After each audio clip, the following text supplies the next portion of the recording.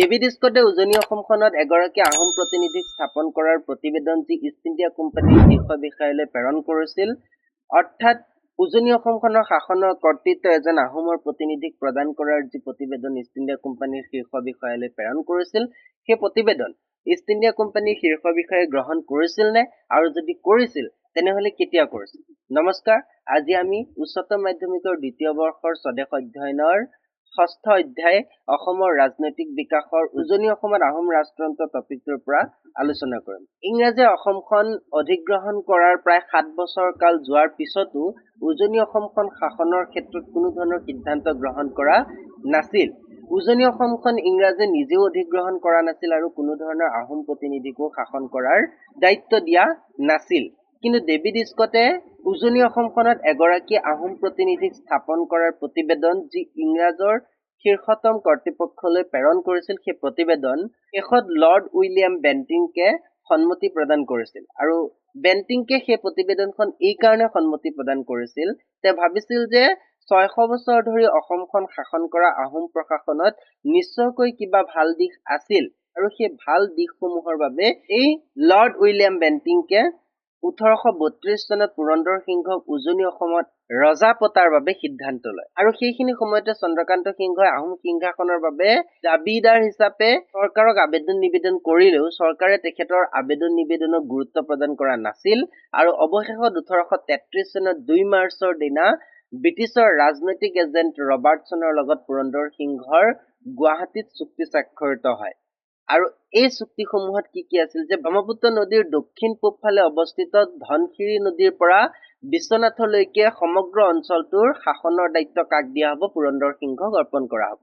লগতে উজনি অসমত কমেও 1,20,000 টকা ৰাজহ সংগ্ৰহ হ'ব বুলি ইষ্ট ইণ্ডিয়া কোম্পানীয়ে ধৰি লৈছিল, আৰু তাৰে 50,000 টকীয়া বছৰেকীয়া বৰঙণি পুৰন্দৰ সিংহৰ ওপৰত ইষ্ট ইণ্ডিয়া কোম্পানীয়ে আৰোপ কৰিছিল। তাৰপিছত আছিল যে নতুন ৰজা পুৰন্দৰে ব্ৰিটিছৰ আইন কানুন আৰু ন্যায় ব্যৱস্থাক কঠোৰভাৱে মানি চলিব লাগিব, আৰু পূৰ্বৰ আহোম ৰজাসকলৰ নিচিনাকৈ পুৰন্দৰ সিংহই অপৰাধীক শাৰীৰিকভাৱে শাস্তি বিহিব নোৱাৰিব। লগতে পুৰন্দৰ সিংহই উজনি অসমৰ ব্ৰিটিছৰ ৰাজনৈতিক এজেণ্ট আৰু উত্তৰ পূব সীমান্তৰ গভৰ্ণৰ জেনেৰেলৰ এজেণ্টৰ পৰামৰ্শ মানি চলিব লাগিব বুলি তেখেতলোকে চুক্তি কৰিছিল।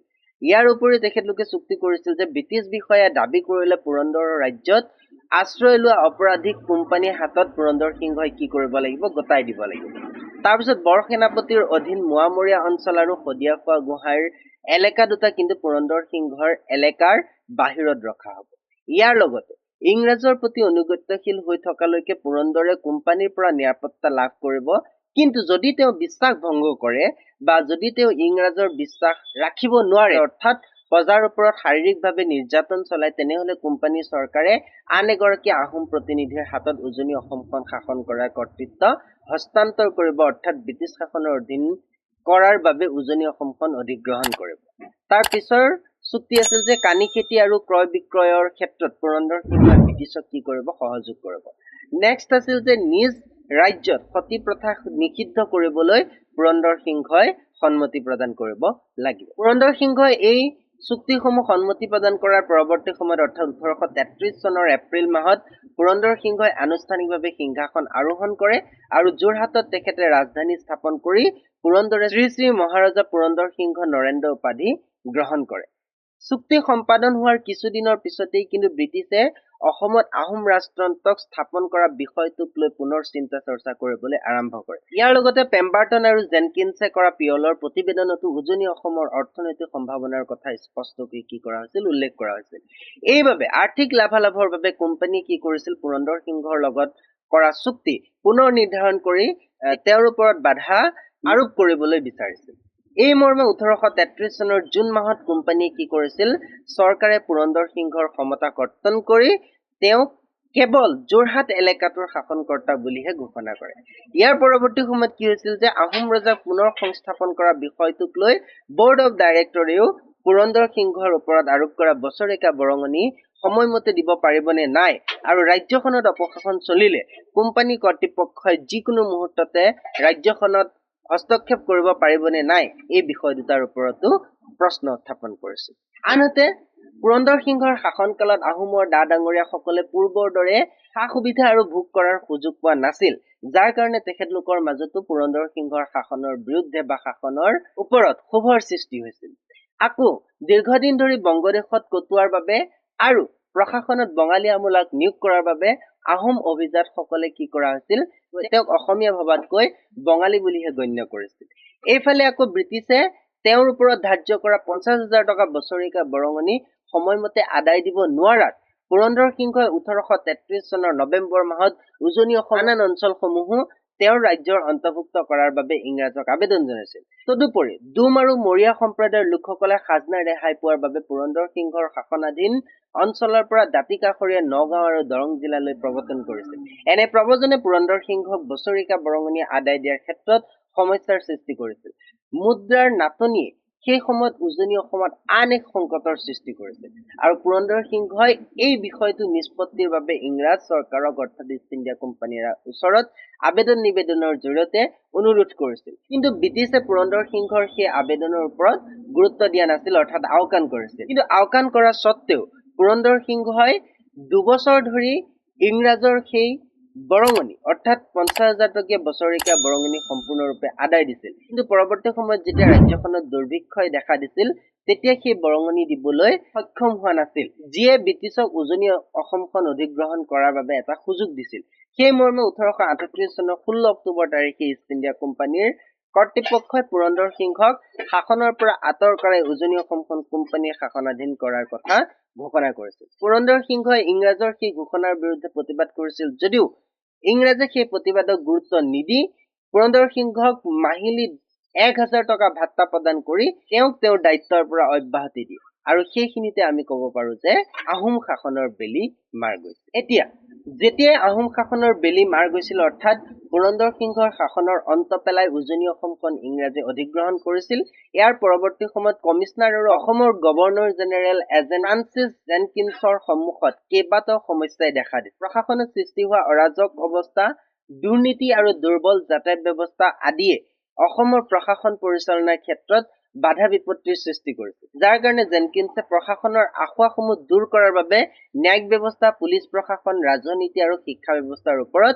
ভালেখিনি সংস্কাৰ সাধন কৰিছিল। ইয়াৰ পৰৱৰ্তী সময়ত আমি পঢ়িবলৈ পাম মিলছৰ প্ৰতিবেদন। এতিয়া মিলছৰ প্ৰতিবেদনতনো কি আছিল? 1853 চনত বংগদেশৰ লেফটেনেণ্ট গভৰ্ণৰে অসম ভ্ৰমণৰ ইচ্ছা প্ৰকাশ কৰে আৰু সেই ইচ্ছা প্ৰকাশ কৰাৰ পৰিপ্ৰেক্ষিতত অঞ্চলটোৰ বিষয়ে অনুসন্ধান চলাই এখন প্ৰতিবেদন পত্ৰ দাখিল কৰাৰ বাবে নিৰ্দেশ দিয়ে আৰু এই প্ৰতিবেদন দাখিল কৰাৰ বাবে দায়িত্ব প্ৰদান কৰিছিল দেৱানী আদালতৰ বিচাৰপতি এ.জে. মফট মিলছক। আৰু এ.জে. মফট মিলছে সেই বছৰতে অৰ্থাৎ 1853 চনৰ শেষৰ ফালে শিৱসাগৰত উপস্থিত হয় আৰু অঞ্চলটো ভ্ৰমণ কৰি বিভিন্ন জিলাত সমীক্ষা চলাই যুগুত কৰা প্ৰতিবেদনখন তেখেতে 1853 চনৰ শেষৰ পিনে দাখিল কৰে।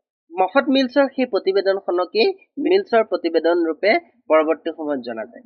মিলছৰ এই প্ৰতিবেদনখনত গোৱালপাৰা, কামৰূপ, দৰং, নগাঁও, শিৱসাগৰ আৰু লখিমপুৰৰ ভূমি বন্দোবস্তৰ, ৰাজহ ব্যৱস্থা, কৰ নিৰ্ধাৰণৰ মাপকাঠি, ন্যায়িক ব্যৱস্থা, জনসংখ্যাৰ আৰ্হি, যোগাযোগৰ উপায়, শিক্ষাৰ সা-সুবিধা, কল কাৰখানাত উৎপাদিত সামগ্ৰী আদিৰ তথ্য সম্বলিত বিতং বিৱৰণ দাঙি ধৰা হয়। এই মিলছক অসমৰ ভালেমান লোকে বিভিন্ন ধৰণৰ ওজৰ আপত্তি দৰ্শাই আবেদন দিছিল আৰু এইসকলৰ ভিতৰত বেছি সংখ্যকে আছিল আহোমৰ ডা ডাঙৰীয়া।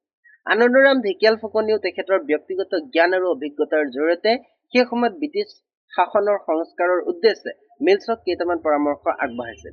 এই পৰামৰ্শসমূহ আছিল যে কৰ কাটল হ্ৰাস কৰিব লাগে, মফচল বিচাৰালয়ৰ সংখ্যা বৃদ্ধি কৰি তাত স্থানীয় লোকক বিচাৰক হিচাপে নিযুক্তি দিব লাগে, কৃষিৰ বিকাশ সাধন কৰিব লাগে, অসমত কাৰিকৰী আৰু ইংৰাজী মাধ্যমৰ বিদ্যালয় স্থাপন কৰিব লাগে, ধৰ্মীয় আৰু স্বেচ্ছামূলক অনুষ্ঠানসমূহ পৰিদৰ্শন কৰিব লাগে আৰু অসমত অসমীয়া ভাষাৰ পুনৰ প্ৰৱৰ্তন কৰিব লাগে। তদুপৰি মণিৰাম দেৱানেও মিলছৰ ওচৰত 2খনকৈ আবেদন দাখিল কৰিছিল। প্ৰথমখন আবেদনত তেওঁ ব্যক্তিগত সুযোগ সুবিধা লাভৰ বিষয়ে উল্লেখ কৰিছিল আৰু দ্বিতীয়খন আবেদনত অসমত ইংৰাজ শাসনৰ বিৰুদ্ধে ভালেমান তথ্য তেখেতে দাঙি ধৰিছিল। এই আবেদনখনত মণিৰাম দেৱানে অসমত কানিৰ আবকাৰী ব্যৱসায় সাধন কৰা অন্যায়ৰ বিষয়ে কি কৰিছিল উল্লেখ কৰি স্থানীয় শিল্পৰ ধ্বংসৰ সাধন, সত্ৰৰ প্ৰতি অৱহেলা আৰু বঙালী তথা মাৰোৱাৰী লোকক মৌজাদাৰ হিচাপে নিয়োগ কৰা কাৰ্যৰ বিৰুদ্ধে ক্ষোভ প্ৰকাশ কৰিছিল। শেষত চন্দ্ৰকান্ত সিংহৰ পুত্ৰ ঘনকান্ত সিংহ নতুবা পুৰন্দৰ সিংহৰ নাতিয়েক কন্দপেশ্বৰ সিংহক অসমৰ ৰজা ঘোষণা কৰি আহোম ৰাজতন্ত্ৰ পুনৰ প্ৰতিষ্ঠাৰ দাবী জনাইছিল। কিন্তু মিলছে মণিৰামৰ আবেদনখনৰ প্ৰতি সহানুভূতিশীল হোৱাৰ বিপৰীতে অৰ্থাৎ মণিৰাম দেৱানৰ সেই আবেদনসমূহক গুৰুত্ব দিয়াৰ বিপৰীতে মণিৰাম দেৱানকহে ষড়যন্ত্ৰকাৰী বুলি উল্লেখ কৰিছিল, অৰ্থাৎ তেখেতৰ বিৰুদ্ধেহে বিৰূপ মন্তব্য কৰিছিল। এতিয়া আমি পঢ়িবলৈ পাম অসমত চিপাহী বিদ্ৰোহ। 1828 চনত ইষ্ট ইণ্ডিয়া কোম্পানীৰ নিয়মীয়া সেনাবাহিনীসমূহ আঁতৰাই নিয়াৰ পৰৱৰ্তী সময়ত অৰ্থাৎ 1857 চনত অসমত Dibrugarh Assam light infantry battalion আৰু গুৱাহাটী লাইট ইনফেন্ট্ৰি বেটেলিয়ান নামৰ দুটা সেনাবাহিনীৰ বেটেলিয়ানহে আছিল। ইয়াৰোপৰি কেইটামান সৰু সৰু সৈনিক দল সদৰ কেন্দ্ৰ আৰু সামৰিক দিশৰ পৰা গুৰুত্বপূৰ্ণ কিছু এলেকাত স্থাপন কৰা হৈছিল। 1857 চনত ভাৰতবৰ্ষৰ আন ঠাইত সংঘটিত হোৱা চিপাহী বিদ্ৰোহৰ খবৰ পোৱাৰ পিছতো ব্ৰহ্মপুত্ৰ উপত্যকাৰ এই বেটেলিয়ান দুটা আৰু সৈনিক দলসমূহ ইংৰাজ কোম্পানীৰ অনুগত্যশীল হৈ আছিল। ব্ৰিটিছসকলে অসমৰ প্ৰতিকূল জলবায়ু আৰু ভৌগোলিক পৰিৱেশৰ বাবে স্থানীয়ভাৱে মকৰল কৰা সৈনিকসকলৰ ওপৰত অধিক ভৰসা কৰিবলগীয়া হৈছিল, কাৰণ সেইখিনি সময়ত অসমত থকা সেনাবাহিনীত ভাৰতৰ আন ঠাইৰ সৈনিক তেনে কম সংখ্যক আছিল, আৰু আছিল যদি সেয়া আছিল গোৰ্খা, মণিপুৰী, চিংফৌ আদি নানান গোষ্ঠী সম্প্ৰদায়ৰ সৈনিক, যাৰ বাবে সেইখিনি সময়ত অসমৰ পৰিস্থিতি শান্তিপূৰ্ণ হৈ আছে। এতিয়া আমি পঢ়িবলৈ পাম মণিৰাম দেৱান, অৰ্থাৎ মণিৰাম দেৱানে কেনেধৰণে ব্ৰিটিছৰ বিৰুদ্ধে এই চিপাহী বিদ্ৰোহৰ সময়ত অসমত বিদ্ৰোহ কৰাৰ চেষ্টা কৰিছিল। বিদ্ৰোহ আৰম্ভ হোৱাৰ পৰৱৰ্তী সময়ত অসমত পৰিস্থিতি সলনি হৈছিল। ব্ৰহ্মপুত্ৰ উপত্যকাটো কি হৈছিল, চিপাহীসকলৰ মাজতো ব্ৰিটিছ শাসনৰ অন্ত পৰিব তথা বাহাদুৰ শ্বাহ জফৰক ভাৰতবৰ্ষৰ সম্ৰাট হিচাপে পুনৰ প্ৰতিষ্ঠা কৰা হ'ব বুলি চৌদিশে বিয়পি পৰিছিল, আৰু এই বিয়পি পৰা উৰা বাতৰিয়ে অসমতো প্ৰভাৱ বিস্তাৰ কৰিছিল। এনে পৰিৱেশৰ সুযোগ লৈ পিনে মণিৰাম দেৱানে কি কৰিছিল, কন্দপেশ্বৰ সিংহক আহোমৰ ৰাজপাটত বহুৱাৰ বাবে এটা বিদ্ৰোহৰ পৰিকল্পনা কৰিবলৈ আৰম্ভ কৰিছিল। মণিৰাম দেৱানে ব্ৰিটিছ শাসনৰ প্ৰাৰম্ভিক কালছোৱাত বৰভাণ্ডাৰ বৰুৱাৰ পদবী খাইছিল, আৰু পিছত ব্ৰিটিছ শাসনৰ প্ৰতি বিৰাগভাজন হৈ তেখেতে সেই পদবী পদত্যাগ কৰি চেনিমৰা আৰু চিংলো নামৰ দুখন চাহ বাগিচা নিজেই আৰম্ভ কৰিছিল। মণিৰাম দেৱান আছিল আহোম অভিজাত শ্ৰেণীৰ এগৰাকী আধ্যবন্ত আৰু প্ৰভাৱশালী লোক। নিৰ্মল হাজাৰী আৰু পিয়লি বৰুৱাক কন্দপেশ্বৰ সিংহই গোলাঘাট, শিৱসাগৰ, ডিব্ৰুগড় আৰু ছৈখোৱাত থকা চিপাহী ছাউনীলৈ পঠিয়াইছিল। এই দুগৰাকী নেতাই সেনা ছাউনীলৈ গৈ সৈনিকসকলক চিপাহী বিদ্ৰোহত অংশগ্ৰহণ কৰাৰ বাবে পঠিয়াই নিয়াবলৈ চেষ্টা কৰিছিল। মণিৰাম দেৱানে বংগদেশৰ মধু মল্লিক আৰু পিয়লি বৰুৱা, নাওবৈচা ফুকন আদিৰ সহযোগত বিদ্ৰোহৰ ভেটি গঢ়ি তুলিবলৈ চেষ্টা কৰিছিল, কিন্তু সেই সময়ত অসমত এজনো ইউৰোপীয় সৈনিক নাছিল। বিদ্ৰোহ আৰম্ভ হোৱাৰ পিছত কলিকতাৰ ব্ৰিটিছ কৰ্তৃপক্ষই সেনাবাহিনী পঠিয়ালেও অসমত আহি উপস্থিত হোৱাটো সহজ কথা নাছিল। সেয়েহে অসমত থকা চিপাহীসকলক যদি ব্ৰিটিছৰ বিৰুদ্ধে বিদ্ৰোহ কৰিবলৈ উৎসাহিত কৰিব পাৰি, তেনেহলে ব্ৰিটিছক অসমৰ পৰা খেদি পঠিয়াবলৈ তেনেই সহজ হ'ব বুলি মণিৰাম দেৱানে ভাবিছিল, যাৰ কাৰণে 1857 চনৰ অক্টোবৰ মাহত দুৰ্গা পূজাৰ সময়ত মণিৰামে ব্ৰিটিছ বিৰোধী বিদ্ৰোহ এটাৰ নেতৃত্ব দিয়াৰ কথা চিন্তা কৰিছিল। পৰিকল্পনা মতে বিদ্ৰোহ সফল হলে কন্দপেশ্বৰ সিংহৰ ৰাজদৰবাৰত মণিৰাম দেৱান হ'ব প্ৰধানমন্ত্ৰী, কিন্তু ব্ৰিটিছৰ বিৰুদ্ধে সেইখিনি সময়ত এটা বিদ্ৰোহ গঢ়ি তোলাটো জানো সহজ কথা আছে, আৰু অতি তৎপৰতাৰে মেজৰ হান্নয়ে কেপ্টেইন লেথাৰৰ সহযোগত সামৰিক দিশত গুৰুত্বপূৰ্ণ ঠাইবোৰত ছাউনি পতাৰ ব্যৱস্থা কৰিছিল।